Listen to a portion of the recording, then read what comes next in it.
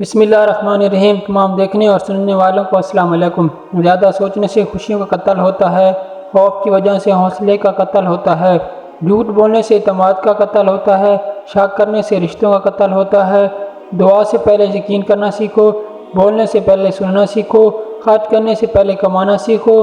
درخت اپنا پھل خود نہیں کھاتا، دریا اپنا پانی خود نہیں پیتا۔ پتہ ہے کیوں؟ کیونکہ دوسروں کے لیے جینا ہی اصل زندگی ہے۔ دوستو، جتنا آپ جانتے ہو اس سے کم بولا کرو، جتنا آپ کے پاس ہے اس سے کم دکھاؤ۔ زندگی میں کبھی اس انسان کو مت کھونا جو غصہ کر کے پھر تمہارے پاس آ جائے۔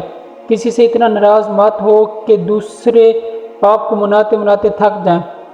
میں نے بدتمیز لوگوں سے تمیز سیکھی، باطونی لوگوں سے خاموشی سیکھی اور بے ادب لوگوں سے ادب سیکھا۔ ہمیشہ دوسروں کے لیے اچھا سوچیں، اللہ پاک آپ کی مشکلیں آسان کر دے گا۔ کبھی کبھی سکون حاصل کرنے کے لیے دوا کی نہیں، کسی کے لفظوں کی ضرورت ہوتی ہے۔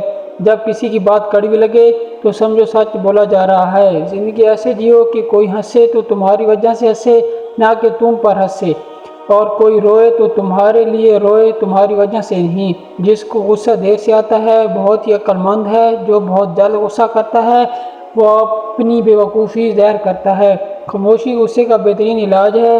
غصہ کرنے والا شخص کے دوست ہمیشہ کم ہوتے ہیں۔ دوسروں کو عزت دینے والا خود عزت دار ہوتا ہے، کیوں نہ کہ جس کے پاس عزت نہ ہو وہ دوسروں کو کیا دے گا۔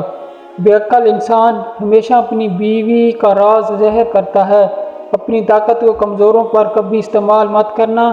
درخت نے ایک ایسے شخص سے کہا، میری عادت اپنا لو، زندگی میں کامیاب رہو گے۔